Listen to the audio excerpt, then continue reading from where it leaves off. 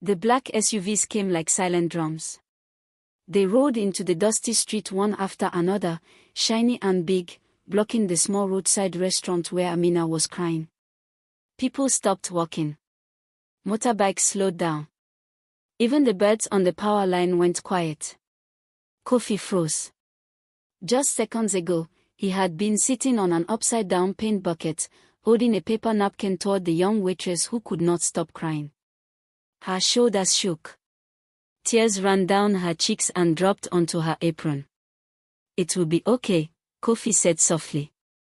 "Please, wipe your face. People are watching." Amina looked up at him, scared. "They are here," she whispered. Kofi did not understand. Then the SUV doors opened. Men in dark suits stepped out. They wore neat shoes that did not care about dust. One man held a phone to his ear. Another scanned the area with sharp eyes. A third walked straight toward Amina. Kofi stood up fast. "What is going on?" he asked himself. The man in front stopped and said, "Where is my daughter?" Amina's crying grew louder. Kofi's heart beat hard. "Daughter." Before Kofi could speak, the man's eyes met his. And everything changed. Just 1 hour earlier, the street had been full of normal sounds. Amas hit metal. Radios played old Afrobeat songs. Buses hooted. The smell of fried plantain floated in the air. Kofi Mensah was finishing his lunch break at the construction site across the road. He was a construction worker, strong and kind, with hands rough like tree bark. His helmet rested on the ground beside him. His boots were dusty, but his smile was warm. Kofi had come to the city of Sonyoni Heights 5 years ago. He left his village to work and send money home to his mother. Every day, he worked hard. Every day, he hoped life would become better. That afternoon, he crossed the road to Mama Ajua's Chop Bar, a small restaurant made of wood and zinc. It was a place for workers, drivers, and students. The food was cheap, and the soup was thick. Amina worked there. She was new. Everyone knew because she still tied her apron too tight and said sorry too many times. She had a gentle voice and eyes that looked like they were always thinking. Kofi liked to joke with her. "One day you will own this place," he teased. She smiled but did not laugh. That day, when Kofi ordered rice and stew, Amina brought it without looking at him. Her eyes were red. "Are you sick?" Kofi asked. She shook her head. "Did someone shout at you?" he asked again. She shook her head again. Then suddenly, her hand started to shake. The spoon fell to the floor. Tears filled her eyes. "I'm sorry," she whispered, and ran outside. People stared but said nothing. Kofi picked up his plate and followed her. Outside, Amina sat on a low bench near the mango tree. She covered her face and cried like her heart was breaking. Kofi stood there, not knowing what to do. In his village, elders said, when someone cries, sit with them. Silence can heal. So he sat. After a while, he said gently, "You don't have to tell me everything. But you don't have to cry alone." Amina wiped her nose with her sleeve. "I may lose my job," she said. "Why?" Kofi asked. "I was late again," she replied. "I had to go to the hospital this morning." "Are you sick?" She shook her head. "My mother." Kofi nodded slowly. "My father sent money before," she continued. "But now he has stopped calling. Mama Ajua says if I miss work again, she will send me away." Kofi felt pain in his chest. He remembered his own mother's sickness back home. "You are trying," he said. "Life is hard, but you are strong." Amina looked at him. "How do you know?" Kofi smiled. "Because you still came to work." She gave a small smile. That was when the air changed. A deep quiet fell over the street. The engines of the SUV spurred like lions resting. Amina's smile disappeared. They found me, she whispered. Who? Kofi asked. Before she could answer, the first SUV stopped in front of the chop bar. People stood up. Mama Ajua came outside, wiping her hands on her cloth. The doors opened. Men stepped out. Then the man who asked the question walked forward. Where is my daughter? His voice was calm, but strong. Mama Ajua pointed with a shaking hand. Amina stood up slowly. My father, she said, barely loud enough to hear. Kofi felt his legs weaken. Father. The man walked closer. He wore a simple shirt, but his watch shone like sunlight on water. His eyes were sharp, but tired. Amina, he said. Why did you run away? Run away. Kofi looked at Amina. She was crying again. I wanted a normal life, she said. Not guards. Not fear. The man turned and saw Kofi standing beside her. Who is this? He asked. Kofi opened his mouth, but no words came out. I am just a construction worker, he finally said.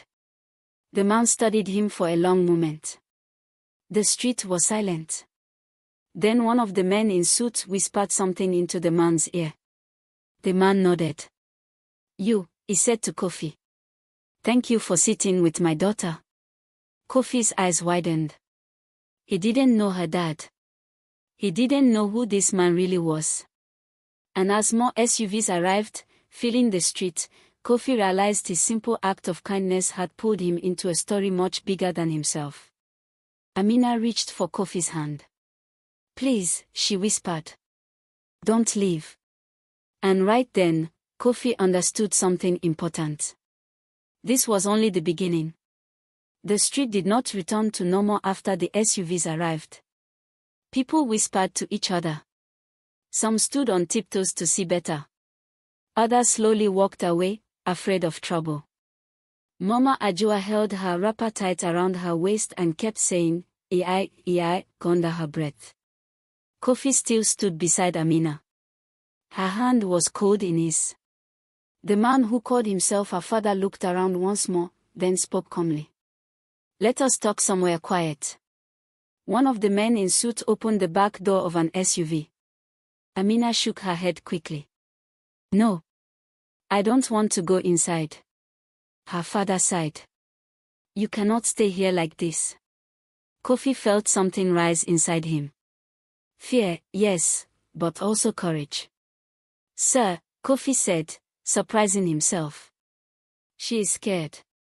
Please don't force her. The men in suits turned sharply. The father raised his hand. It's all right. He looked at Kofi again, this time more carefully. What is your name? Kofi Mensah. What do you do, Kofi Mensah? I work at the construction site there, Kofi said, pointing. The father nodded slowly. You spoke for her. Thank you. Then he turned to Amina. We will not force you. But we must talk. After a long moment, Amina nodded. They walked a few steps away, under the mango tree. The guard stayed close but did not speak. Kofi wanted to move back, but Amina held his hand tighter. You can stay, she said softly. Her father looked at her, surprised. Then he nodded again. My name is Alhaji Su Danjuma, he said. You deserve to know. Kofi's eyes widened slightly. He had heard that name before, on the radio, in town meetings, during elections. Alhaji Danjuma was a powerful businessman. Some said he advised governors. Others said he owned half the land near the new highway. Kofi swallowed. I am sorry, sir, he said quickly. I didn't know. Alhaji Danjuma smiled sadly. That is the problem. Everyone knows my name, but no one knows my daughter. Amina looked away. They stood quietly for a while. Then Alhaji Danjuma spoke again. When Amina's mother fell sick, I sent money, he said. I sent doctors. I sent help. But you didn't come, Amina replied. Her voice was calm, but full of hurt. Alhaji Danjuma closed his eyes. I was afraid, he admitted. Afraid that my enemies would follow me to you. Afraid that my presence would bring danger. Kofi listened closely. This did not sound like the stories people told about rich men. I didn't want guards in my life, Amina said. I wanted to work. I wanted to serve food. I wanted people to see me, not your shadow. Her father nodded slowly. And yet, here we are. One of the guards stepped forward and whispered again. Alhaji Danjuma frowned. They are worried, he said. People are gathering. Indeed, more people had stopped. Phones were coming out. Murmurs grew louder. Alhaji Danjuma looked at Kofi. Young man, you showed my daughter kindness when she was alone. That matters to me. Kofi did not know what to say. He felt small, like a child standing before an elder. I didn't do much, he said. I just sat with her. That is doing much, the man replied. Amina squeezed Kofi's hand once more, then slowly let go. I will talk with you, Papa, she said. But I will not go back today. Alhaji Danjuma hesitated. Then he nodded. Very well. But I will stay nearby. He turned to the guards. Give her space. The guards looked surprised but obeyed. The SUVs moved a little further down the street.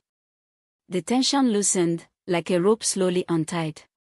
Mama Ajua cleared her throat. Amina, she said, your food is getting cold. Amina gave a weak smile. I'm coming. She turned to Kofi. Thank you. Kofi nodded. Anytime. As she walked back into the chop bar, Kofi returned to his paint bucket. His lunch was untouched. He had lost his appetite. Across the road, his foreman shouted, Kofi. Break is over. Kofi stood up, picked his helmet, and crossed back to the site. But his mind was not on cement or bricks. All afternoon, he walked quietly. The sun burned.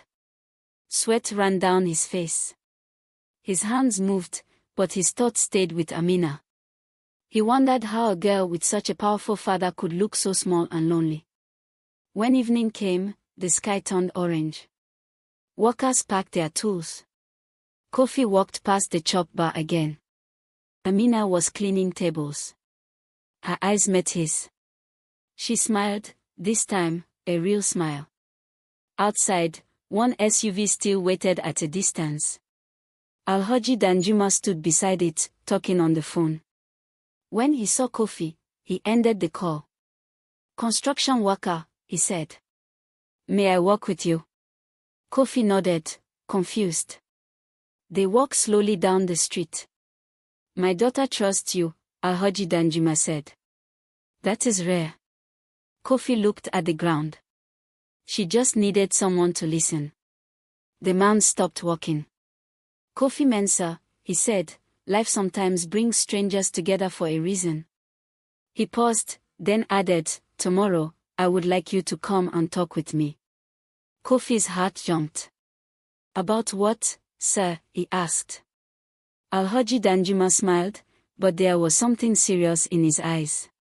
About kindness, he said. And about choices. As the sun disappeared and the street lights flickered on, Kofi realized. His simple life was about to change in ways he could not yet imagine. Kofi did not sleep well that night. He lay on his thin mattress and stared at the ceiling. The sound of passing cars mixed with his thoughts. Every time he closed his eyes, he saw the black SUVs, Amina's tears, and her father's serious face. About kindness and choices, he whispered to himself. In the morning, he washed his face, said a short prayer, and went to work. The construction site was noisy as usual, but Kofi's heart beat faster than normal. Around noon, a white car stopped near the site. A man stepped out and called, Kofi Mensah. Kofi turned. Yes. Alhaji Danjuma is waiting for you. The foreman raised his eyebrows. You know big people now. Kofi smiled nervously and removed his helmet. The car drove through the city, past tall buildings and busy markets, until they reached a quiet office complex. It was modern, with glass walls and green plants. Inside, Alhaji Danjuma stood by a window. Welcome, Kofi, he said. Sit. Kofi sat carefully. I will be direct, the man said. My daughter is hurting. She feels trapped between my word and her own. Kofi listened. She ran away because she wanted freedom, Alhaji Danjuma continued. But freedom without support is heavy. Kofi nodded slowly. Yes, sir. I saw how she held your hand, the man said. She trusts you. I want to understand why. Kofi took a deep breath. Sir, I think she just wanted someone to see her as Amina, not as a big man's daughter. The room was quiet. Alhaji Danjuma smiled softly. You speak truth. He sat down. I have money. I have power. But yesterday, I learned something. What, sir? Kofi asked. That sitting with someone who is crying is sometimes more powerful than all my SUVs. Kofi felt warmth in his chest. I want to fix things with my daughter, Alhaji Danjuma said. But I don't want to force her again. He paused. Will you help me? Kofi's eyes widened. Me? Yes. Talk to her. Tell her I am ready to listen. Kofi thought of his mother, of elders who said wisdom can live in anyone. I will try, he said. That evening, Kofi walks back to Mama Ajoa's chop bar. Amina was closing for the day. She looked surprised to see him. My father sent for you, didn't he? She asked. Yes, Kofi replied honestly. She sighed. I was afraid of that. They sat under the mango tree again. He wants to listen, Kofi said. Not to control. Amina was quiet. I'm tired, she said. I don't want to fight anymore. You don't have to, Kofi replied. But don't carry everything alone. Tears filled her eyes, but she did not cry this time. Later that night, Amina agreed to meet her father, on her terms. They met at a small cafe, not an office, not a big house. No guards nearby. No SUVs in front. Just a table, 3 chairs, and warm tea. Alhaji Danjuma spoke slowly. He apologized. Truly apologized. I forgot that being a father comes before being powerful, he said. Amina spoke too. About fear. About wanting a simple life. About her sick mother. They listened to each other. Kofi stayed quiet, watching. By the end of the night, something had changed. Not everything was fixed, but something was healing. Weeks passed. Amina kept her job, but her father helped pay for her mother's care quietly. No guards. No noise. Kofi returned to his normal life. Or so he thought. One afternoon, Alhaji Danjuma visited the construction site. I am starting a new project, he said. Homes for workers. Schools for children. He looked at Kofi. I need people with strong hands and kind hearts. Kofi smiled. The other workers gathered around. From that day, Kofi understood a powerful lesson. Kindness can open doors that strength cannot. Listening can build bridges that money cannot. And sometimes, when you comfort a crying stranger, you may be standing at the start of a story that changes many lives.